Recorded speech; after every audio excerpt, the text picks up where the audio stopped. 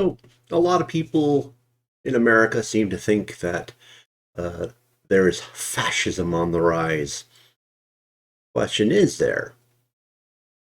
Well, the problem is, in order for you to know if fascism is something that's actually happening, you have to actually know what fascism is. And overwhelmingly, most people have no clue what fascism is. Um, I would think so. Let's say someone were to say, comparing Nazi Germany to the Soviet Union would be like comparing apples to oranges. I would accept that idea. But I think most people who use the term fascist would assume that comparing Nazi Germany to fascist Italy would be like comparing two different apples to each other. But in fact, it would be the equivalent of comparing an apple to a banana. Uh, there are similarities between all forms of socialism. Uh, the Nazi type, the fascist type, and the communist type. But they do have their distinct differences as well. So, how do we figure out how to define these? Well, again, Nazism, fascism, and Marxism, at least the socialist element of Marxism, all have similarities. But at the same time, they're significantly different from each other. Based on what most people think, they might assume there is only one type of socialism, and that being Marxist socialism. And this is absolutely untrue. Okay, first, socialism predates Marx. Marx did not invent socialism. It was an old idea by the time he got his hands on it. Socialism slightly predates the French Revolution. It came to culmination as a true philosophy during the French Revolution. Now, yeah, there's some earlier philosophical discussions of it, but no one ever actually tried to play it out in a meaningful way. Okay, so prior to Marx meddling with socialism, there were numerous schools of socialism already thought out. The different schools of socialism typically dealt with how do you implement socialism, but they also had some other differences. For instance, some of the early forms of socialism were okay with the idea of money staying around.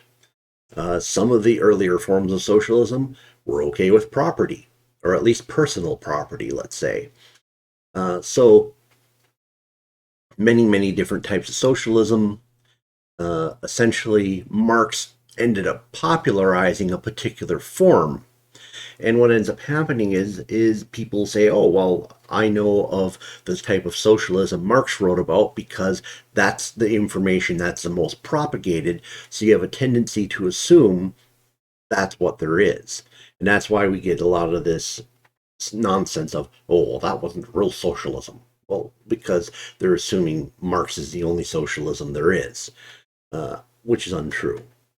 So once Marx is playing with socialism, a lot of the other older schools with their differing thoughts on property and money go away, and it comes down to an argument over how do you implement socialism? How do you go from where you're at now to socialism?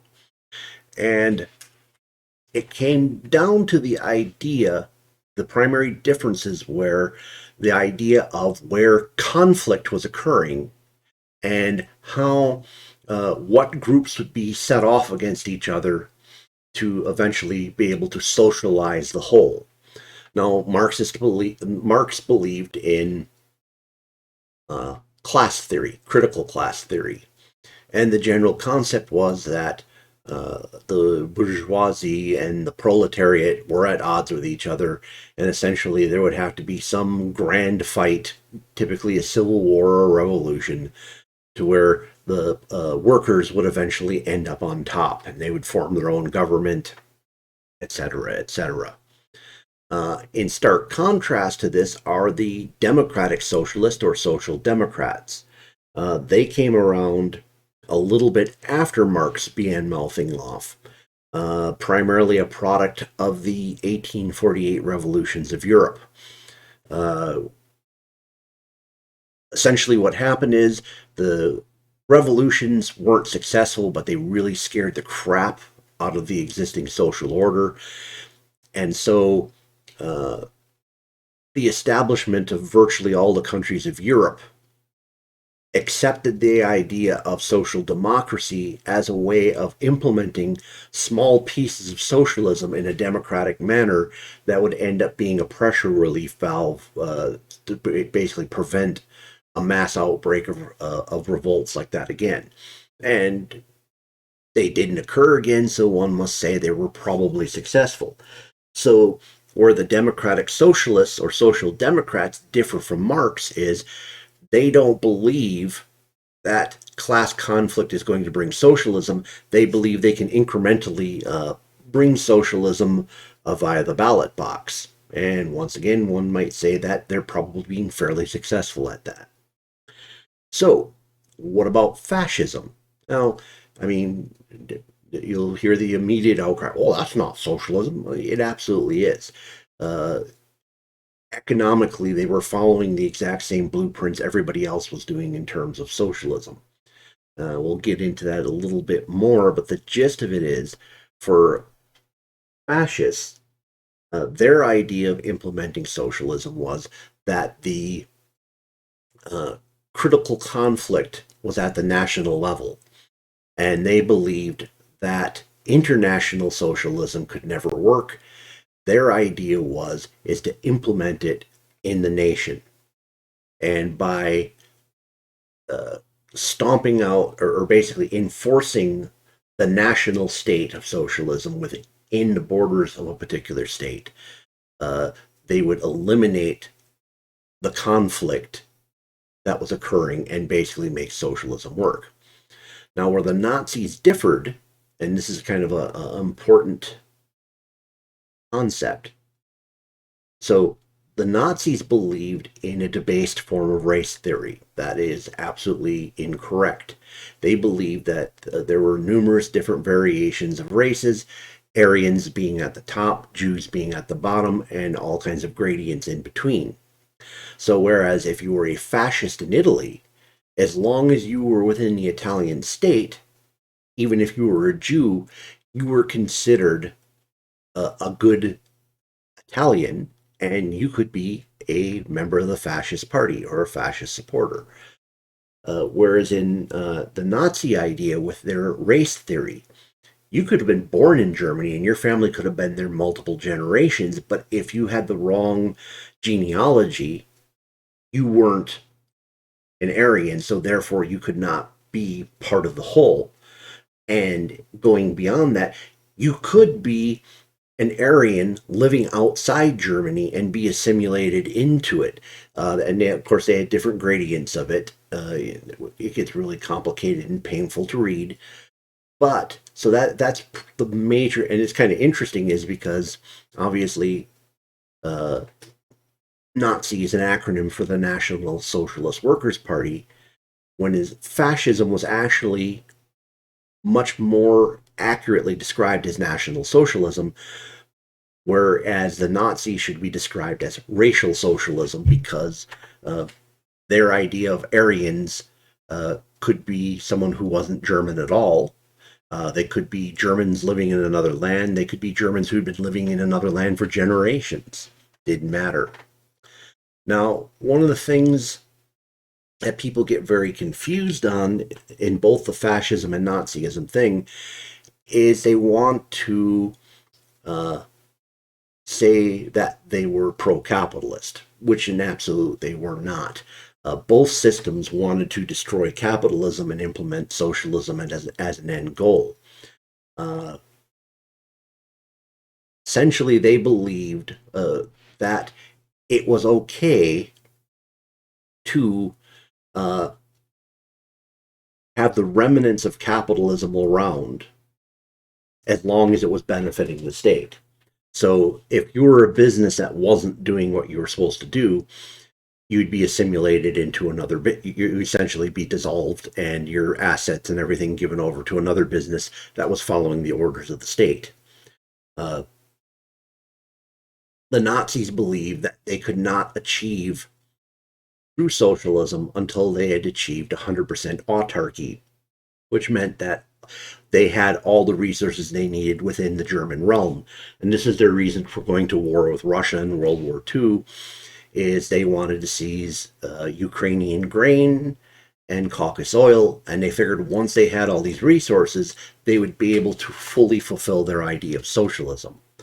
Uh, Fascism is a little bit murkier on how, what was their primary impediment, but essentially by the time World War II broke out, uh,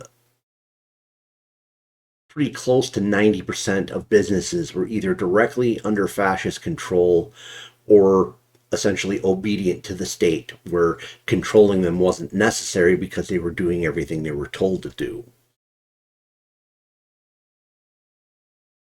Now, there's a famous quote that's attributed to Mussolini, and it goes as such: Fascism should more properly be called corporatism because it is the merger of state and corporate power.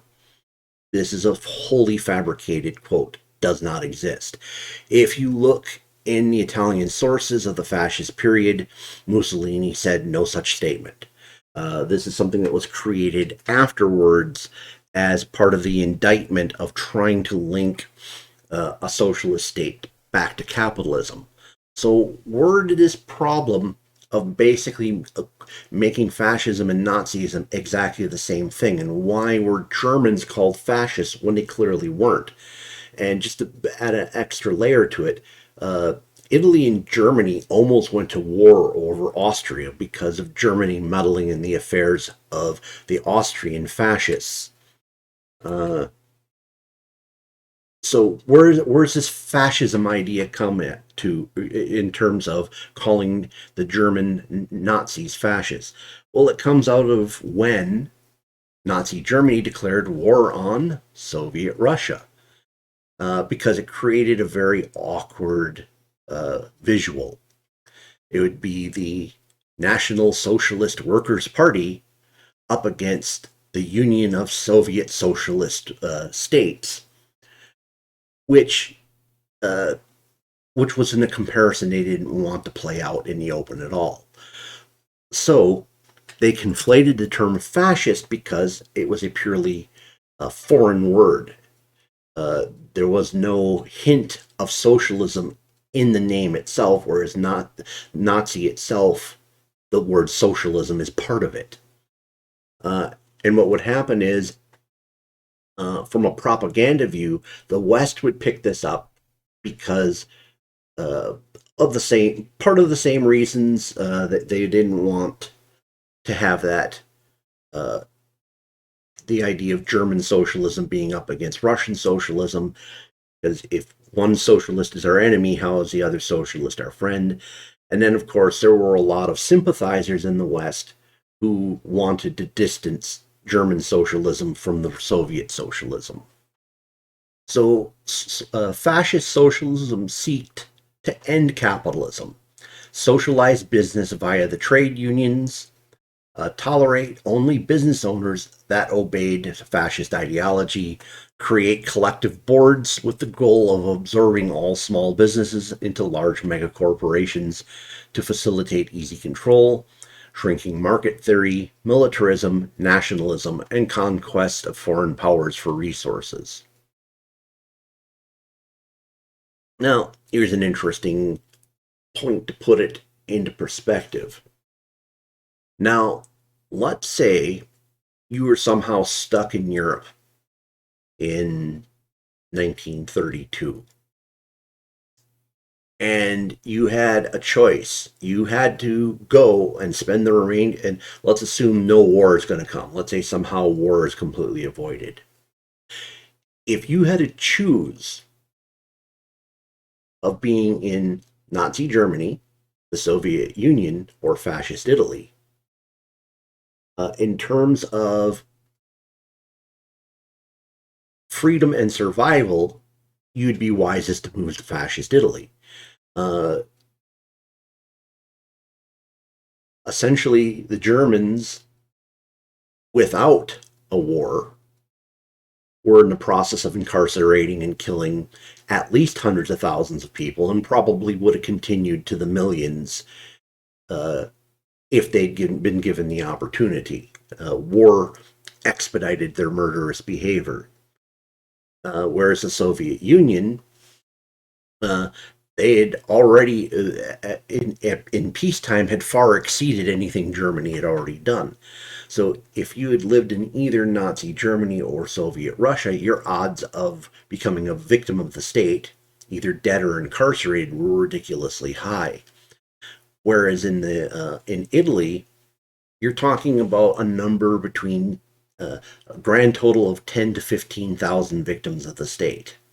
Uh, Incarceration rate wasn't ridiculously high, and that's even if you translate those into per capita numbers, Italy's still a better place to be.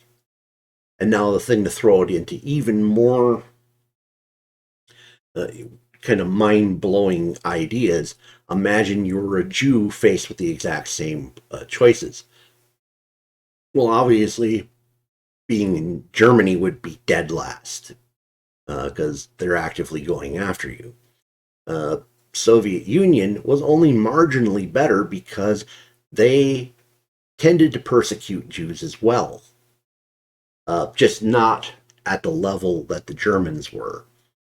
In Italy, uh, Italian Jews were actually major members of the Fascist Party.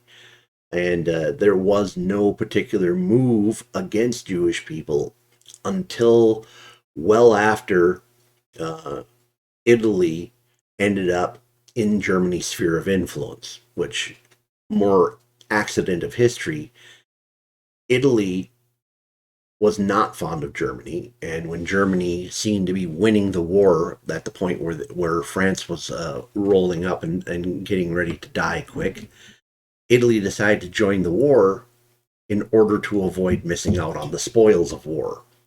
And then as time went along, the Italian economy was collapsing, and they were absolutely dependent on the Germans for coal, and then eventually for armament, and actually keeping what little empire they had alive. And as it went along, the Germans would slowly strong arm uh, the Italians into adopting anti Semitic laws. And really, Jewish people weren't massively persecuted until after Italy actually got rid of Mussolini, uh, capitulated to the Allies, and what happened was is Germany installed Italy as a it installed Mussolini in northern Italy as a puppet state, the Italian Social Republic. And at that point, Mussolini went all in on, well, and still the numbers were not anywhere near what was happening in other countries. That was the point that Italy actually started persecuting their Jews, or at least handing them over to the Germans to persecute. But in general, what did Mussolini say on race? And this fits into what I was talking about in the national theory. Quote Mussolini: race. It is a feeling, not a reality. 95% at least is a feeling. Nothing will ever make me believe that biologically pure races can be shown to exist today. National pride has no need of the delirium of race. So let's talk about a few concepts here. So, is being anti abortion a fascist idea? And there's some articles out there, and to some extent, they're accurate. Abortion was not uh, easy to. Essentially, there's laws against it in both Germany and Italy during their socialist phases. And their primary reasons for doing that is that they believe they needed to be increasing their population, and that abortion laws were contraindicatory for that. But the one thing has to keep in mind is uh, the free availability of abortion was not that available even before those governments took over. I mean, in Italy, you had the Catholic Church, which was, I believe at that time, they were still against it up until the quickening. And I don't know if the Italian fascists actually made it even stricter. From all I can read, not. Uh, but um, Germany probably liberalized their abortion laws somewhat during the Weimar Republic, and then reinforced afterwards. But their laws probably weren't horribly different than most of the laws around the world. That's just the way it was. The abortion issue hadn't really come to a head yet. Now, the one group that was very much pro-abortion initially, we had Soviet communists were very much pro-abortion. They were functioning off of direct Marxist ideas that the family unit was too much in competition with their ideology, and in order for their ideology to win, the family unit must be weakened.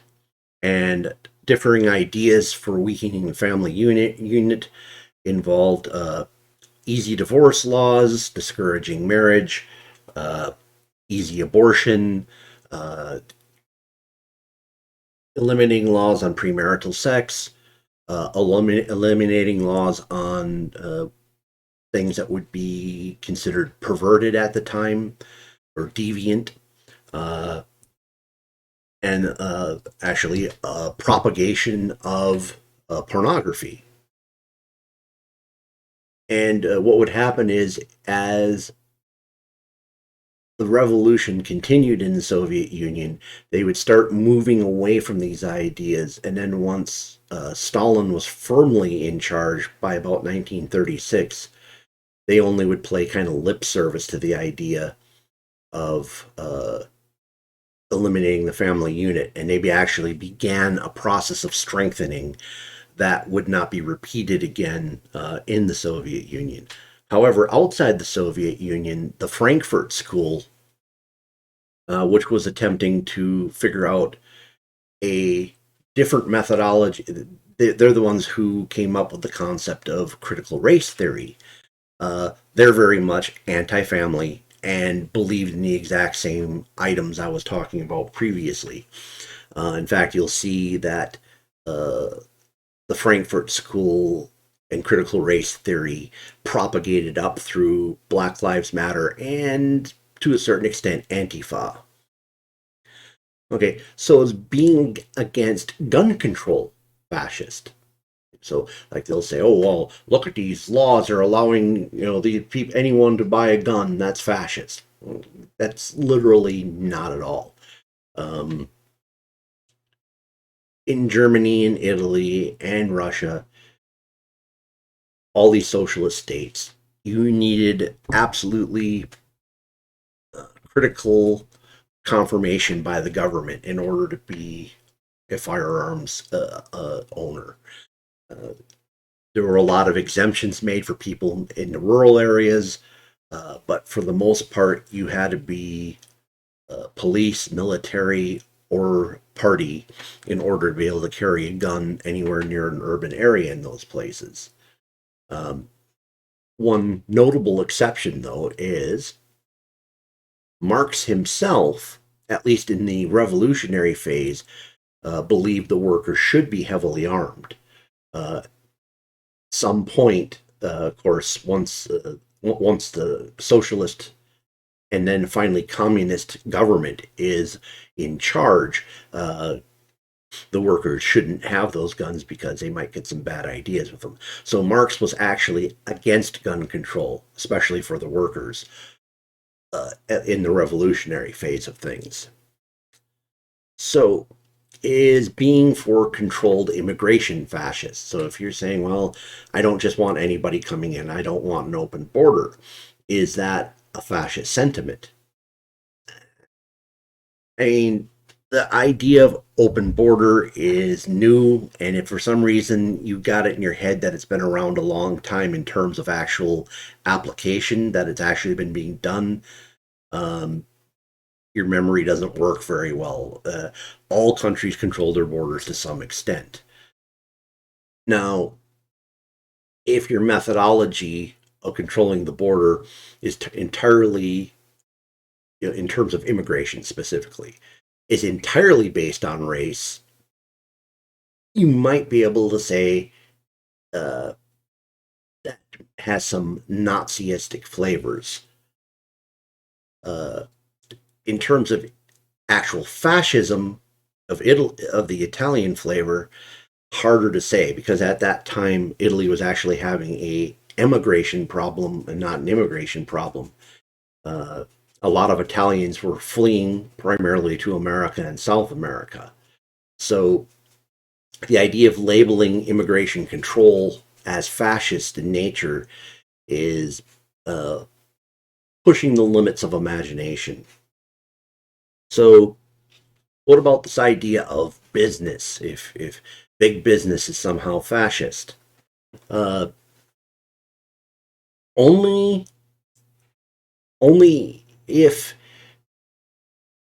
your big businesses are absolutely controlled by the government. If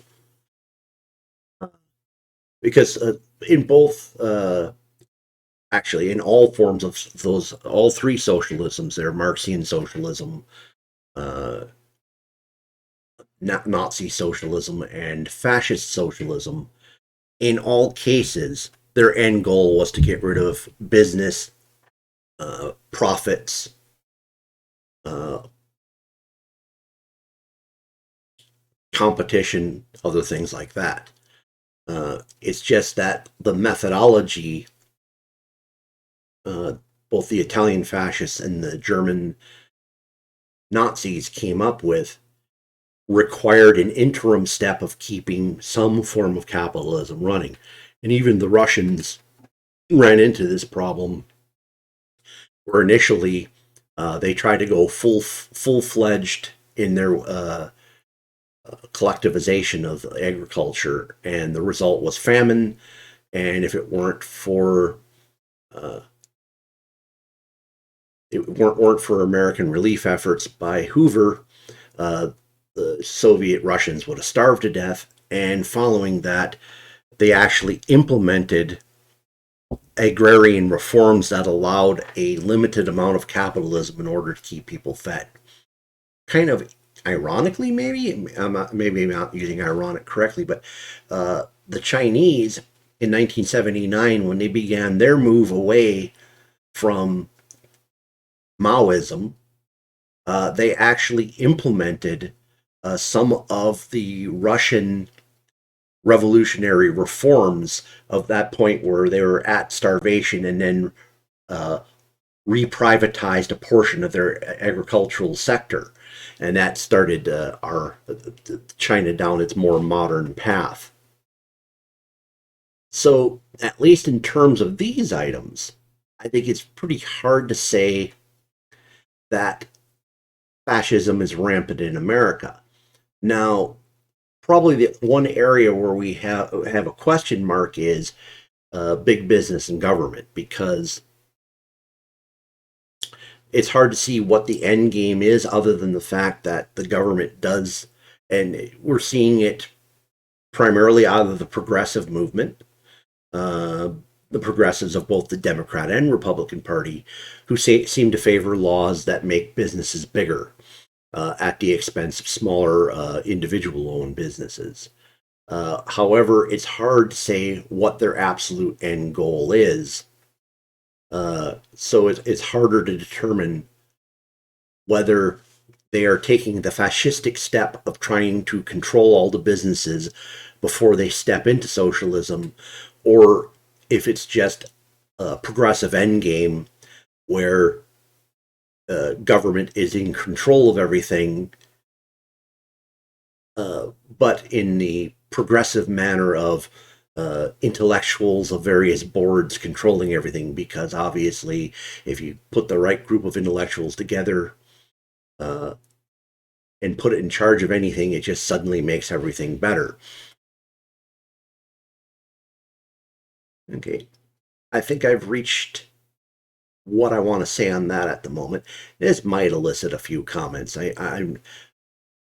I didn't mean to get into the business aspect of things because it gets kind of confusing because uh, too many people wrongly assume that capitalism was a deliberate part of fascism and Nazism when it was an incidental part. And so this is going to end up confusing them because they listen to people who are doing the apologizing in the afterwards rather than actually reading what the actual plans of these people were. But that's that. All right. Well, I thank you for spending time with me tonight. If you like it. If you have comments, please comment. Sometimes I do videos based on the comments, and I typically do respond to all the comments I can. If you think someone would find this useful, share it. And if you want to see more content like this, please subscribe. Okay, hope to see you again in a future video.